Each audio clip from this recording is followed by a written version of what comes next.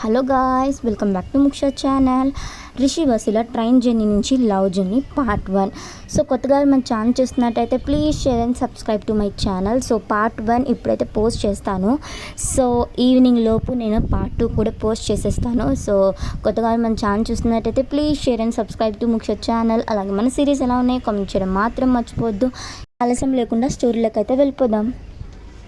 వసు వాళ్ళ cousin ప్రియాతో phone మాట్లాడుతూ luggage pack చేసుకుంటూ ఉంటుంది. ప్రియా, వసు మన ఫ్రెండ్స్ అందరూ వచ్చేసారు, నువ్వే ఇంకా రాలేదు, స్టార్ట్ అయ్యావా లేదా అని అడుగుతుంది. అవుతున్నాను ప్రియా, లగేజ్ సర్దుకుంటున్నాను. అయినా ఇంత తొందర ఏంటి పెళ్లి చేసుకోవాలని? నీకేమైనా ఏజ్ బార్ అయిపోయిందా, లేకపోతే ఈ భూమి మీద అబ్బాయిలే కరువైపోయారా? కొన్ని రోజులు లైఫ్ని ఎంజాయ్ చేయొచ్చు కదా అని అంటుంది. ప్రియా, అమ్మ తల్లి ఆపే, ఇంకొంచెం సేపు నీ మాటలు వింటే పెళ్ళి మీద విరక్తి వచ్చేలా చేస్తావు. తన గురించి తెలిస్తే ఇలా మాట్లాడవు అని అంటుంది. ఏంటో తనలో అంత గొప్ప అని అంటుంది వసు.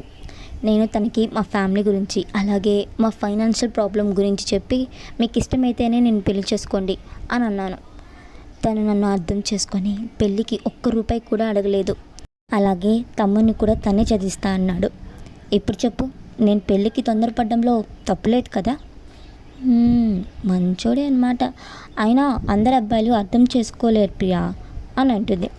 ప్రియా నవ్వుతూ చూస్తూ ఉండు, నీ లైఫ్లోకి ఒకడు వస్తాడు, అప్పుడు నువ్వే చెప్తావు నాకు తన మంచితనాన్ని. సర్లే, అది జరగని పని. అయినా ఇప్పుడప్పుడే ఆ పెళ్ళి అన్న టాపిక్ మీద ఇంట్రెస్ట్ కూడా లేదు. సరే, నేను ట్రైన్ ఎక్కిన తర్వాత కాల్ చేస్తాను, బాయ్. సరే బాయ్, జాగ్రత్త. రిషి ఆఫీస్ నుంచి వచ్చి ఫ్రెష్ అయ్యి సోఫాలో కూర్చొని అమ్మ కాఫీ అని అంటాడు. జగతి గారు పెళ్లి కూతుళ్ళ ఫోటోలన్నీ టీపాయ్ మీద పరిచేసి ఉంటుంది. రిషి వాటిని చూసి, మళ్ళీ మొదలు పెట్టేశావా? అదేంటి నాన్న అలా అంటావు? ఒక ఏజ్ వచ్చాక పక్కన ఒక తోడు ఉండాలి. ఆ తోడు లేకపోతే ఎంత కష్టంగా ఉంటుందో నాకు తెలుసు. రిషి కాఫీ తాగుతూ, ఏంటి ఈరోజు కాఫీ డిఫరెంట్ టేస్ట్గా ఉంది? దీన్నే పెళ్లి ఫోబియా అంటారు నాన్న. అమ్మ చేసే వంటలు నోటికి రుచించవు, నీకు తెలియకపోవచ్చు. నీ మనసు పెళ్ళిని కోరుకుంటుంది అని అంటారు. రిషి, అదేం లేదు, షుగర్ కొంచెం ఎక్కువైంది అంతే అని అంటాడు రిషి. జగతి గారు వినట్లేదే, ఎలా ఒప్పించాలి? నువ్వు ఆఫీస్కి వెళ్ళిన తర్వాత ఇంట్లో ఒక్కదాన్నే బోర్ కొడుతుంది నాన్న. నీకేం తెలుసు, ఇంట్లో ఒక్కదాన్నే ఉంటే ఎంత కష్టమో అని కళ్ళు తుడుచుకున్నట్టు యాక్ట్ చేసి రిషిని చూస్తుంది. రిషి, ఏంటి బ్లాక్మెయిలా? ఈమెయిల్ అయినా నేను ఒప్పుకోను. నీకు డాడ్ గుర్తుకు వస్తే ఫ్లైట్ టికెట్ బుక్ చేస్తాను, నువ్వు వెళ్ళి డాడ్ దగ్గరే ఉండు.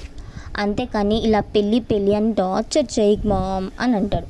జగతి, ఏంటి నాన్న అలా అంటావు? ఈ అమ్మాయి చూడు ఎంత బాగుందో, నువ్వు చెప్పిన క్వాలిటీస్ అన్నీ ఈ అమ్మాయిలో ఉన్నాయి, నీకు పర్ఫెక్ట్ జోడి, చూడు నాన్న అని అంటుంది. నేను చూడను ప్లీజ్ నాన్న, ఇది లాస్ట్ పెళ్లి చూపులు, నా మాట విను, అమ్మాయి నీకు తప్పకుండా నచ్చుతుంది, ప్లీజ్ ప్లీజ్ ప్లీజ్ అని అంటారు.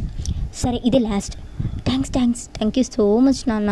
ఇవో ట్రైన్ టికెట్స్, ఈవినింగే నీ ప్రయాణం, లగేజ్ కూడా సర్దేశాను అని అంటాడు.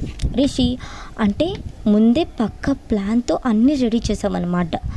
సరే పద అని అంటూ ఉంటే జగతి గారు, అది సునీత వాళ్ళ అమ్మాయి ఫంక్షన్ ఉంది, అలాగే ఈవినింగ్ డాడ్ కూడా వస్తున్నారు, మేమిద్దరం కలిసి వచ్చేస్తాం. ఇది ఇద్దరు ప్లానా? సరే మామ్ అని చెప్పి బ్యాగ్ తీసుకొని రైల్వే స్టేషన్కి అయితే స్టార్ట్ అవుతాడు. వసు ట్రైన్లో లగేజ్ పెట్టేసి బయటే నించొని ఉంటుంది.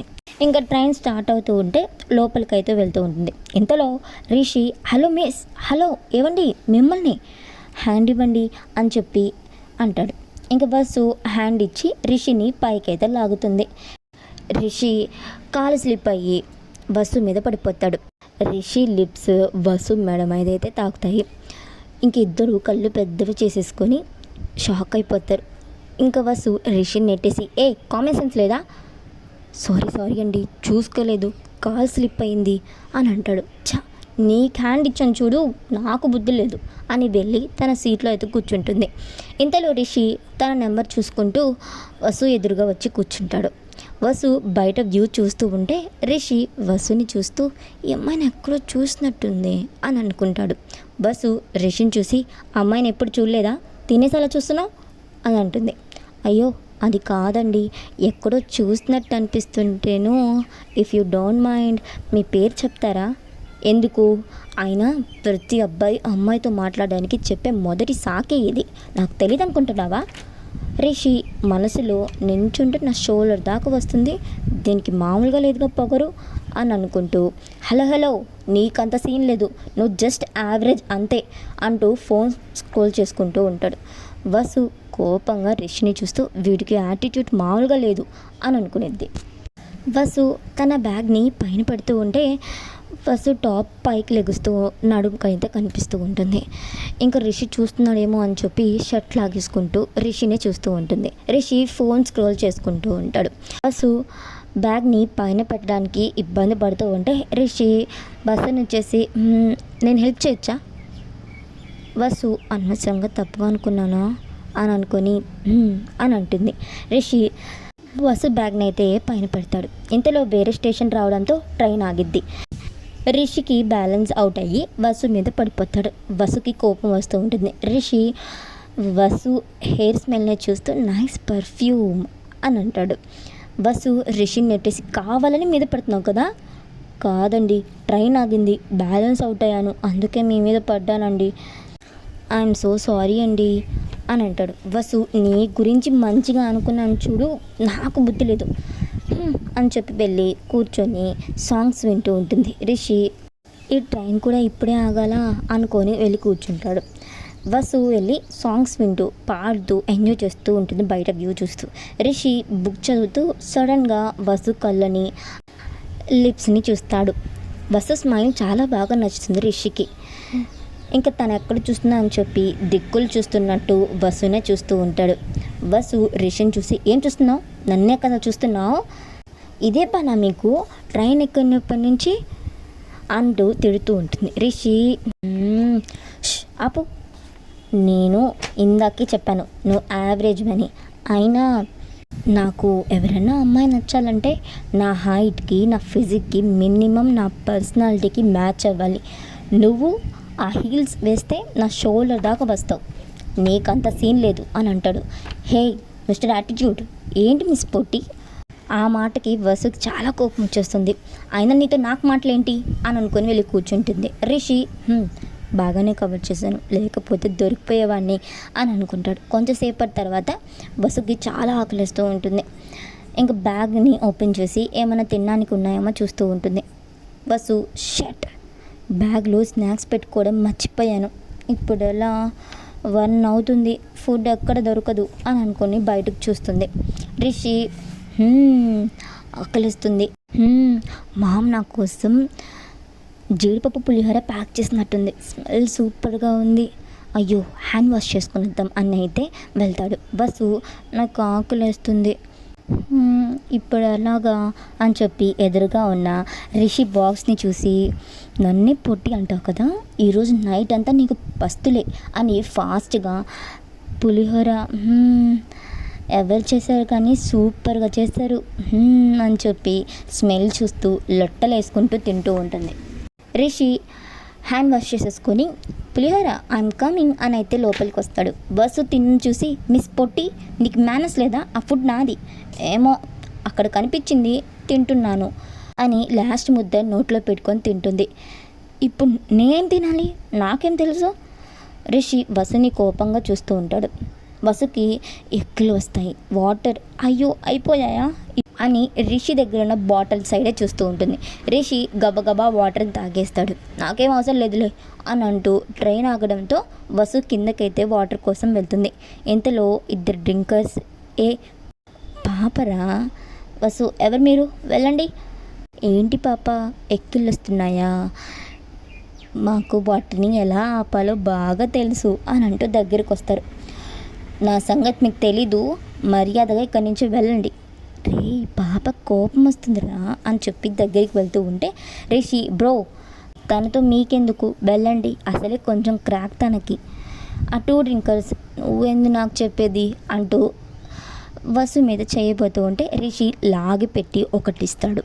వసుకి ఎక్కిళ్ళు లాగిపోతాయి. రిషిని చూసి, నువ్వు వచ్చావు కాబట్టి నా చేతుల్లో బ్రతికిపోయారు, లేకపోతేనా నా చేతిలో అయిపోయేవాళ్ళు అని అంటుంది.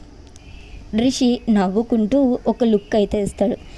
వసు దాన్ని కవర్ చేస్తూ, అవును నువ్వెందుకు వచ్చావు? నా ఫుడ్ అంతా తినేసావు కదా, అట్లీస్ట్ బిస్కెట్స్ అయినా తీసుకుందామని దిగాను, కానీ అన్ని షాప్స్ క్లోజ్ అయిపోయాయి అని అంటాడు. వసు ఓ అవును కదా అని వెళ్ళి వాటర్ పట్టుకొని తాగుతూ పద వెళ్దాం అని అంటుంది. ఇద్దరు వెనక్కి తిరిగి ట్రైన్ని చూస్తారు, కానీ అక్కడ ట్రైన్ ఉండదు, వెళ్ళిపోయి ఉంటుంది. ఇంక వసు ట్రైన్ ఏది, నాకేం తెలుసు, ఇప్పుడు ఎలా, నా బ్యాగ్ కూడా అక్కడే ఉంది, నావి కూడా అని చెప్పి ఇద్దరు బయటికి వెళ్తారు. రిషికి బాగా ఆకలిస్తూ ఉంటుంది, పొట్ట నొప్పిగా ఉండేసరికి నడవలేకపోతూ ఉంటాడు. ఇంకిద్దరు అలాగే నడుచుకుంటూ వెళ్తారు. వసు రిషిని చూసి పాపం ఆకలిస్తుంది, అక్కడేదో టిఫిన్ బండ్ లాగుంది, పద నీకు నేను ఫుడ్ పెట్టిస్తాను అని అంటుంది. రిషి సరే అని చెప్పి ఇద్దరు బండి దగ్గరికి అయితే వెళ్తారు. ఇంకా రిషి వసు ఇద్దరు తింటూ ఉంటారు. వసు పాకెట్ చూసుకొని, అయ్యో బ్యాగ్ ట్రైన్లోనే ఉండిపోయింది కదా, ఫోన్పే ఉంది కదా, అయ్యో నా ఫోన్ స్విచ్ ఆఫ్ అయిపోయింది, ఇప్పుడల్లా. వసు మనీ లేవు, ట్రైన్లోనే మర్చిపోయాను అని అంటుంది రిషితో. రిషి ఫోన్ ఉంది కదా, స్విచ్ ఆఫ్ అయిపోయింది కదా, సరే నేను పే చేస్తానులే. నిజంగానా అన్నా, ఇంకో దోశ. రిషి వసుని చూస్తూ ఉంటే, అలా చూడకు దిష్టి తగులుతుంది, ఆయన ట్రైన్ ఎక్కిన తర్వాత నీ మనీ నీకు ఇచ్చేస్తానులే అని అంటుంది. రిషి సరే అని చెప్పి తలూపుతాడు. వసు తింటూ ఆ కొట్టతంతో, అన్న ఇక్కడ నుంచి రైల్వే స్టేషన్కి ఎంత దూరం? 1.5 కిలోమీటర్ ఉంటుందమ్మా. ఎంత టైం పడుతుంది అక్కడికి వెళ్ళేసరికి? అరగంట 45 నిమిషాలు పట్టచ్చు. రిషి ఇప్పుడు ఎలా వెళ్తాం అక్కడికి? ఏదైనా క్యాబ్ కానీ బైక్ కానీ బుక్ చేశానా? హలో మిస్టర్ యాటిట్యూడ్, ఇది పల్లెటూరు అన్న, ఇటు ఆటోలు రావా? అర్జెంటుగా వెళ్ళాలి మేము అని అంటుంది. అది అమ్మ, ఈ టైంకి పక్క ఊళ్ళో వాళ్ళని పొలం పనులకి తీసుకెళ్ళడానికి నా బావ వెళ్తాడు, మీకు ఇబ్బంది లేకపోతే తనకి చెప్తాను అని అంటాడు. ఓకే అన్న అని అంటుంది. సరేనమ్మా అని అంటాడు. కొద్దిసేపటి తర్వాత జగతి గారు రిషికి అయితే కాల్ చేస్తుంది. రిషి, హలో మామ్ చెప్పు, ఎక్కడున్నావు నాన్న? ట్రైన్లో మామ్. సరే నేను డాడ్ స్టార్ట్ అయ్యాం. నీకు చెప్దాం మర్చిపోయాను, ఆ అమ్మాయి ఫోటో నీకు ఇప్పుడే సెండ్ చేశాను చూడు. ఓకే మామ్, సరే ఉంటాను, గుడ్ నైట్ నాన్న అని అంటారు. రిషి ఆ ఫోటో రాగానే ఫోటోని చూసి నవ్వుకుంటాడు. పార్ట్ 1 అయితే అయిపోయింది. So final episode part 2 evening లోపు అయితే పోస్ట్ చేస్తాను. కొత్తగా మన ఛానల్ చూస్తున్నట్టయితే please share and subscribe to ముక్షత్ ఛానల్. అలాగే మన సీరియస్ ఎలా ఉన్నాయి కామెంట్ చేయడం మాత్రం మర్చిపోవద్దు. సో ప్లీజ్ ఈ ఛానల్ మాత్రం సబ్స్క్రైబ్ చేసుకోండి.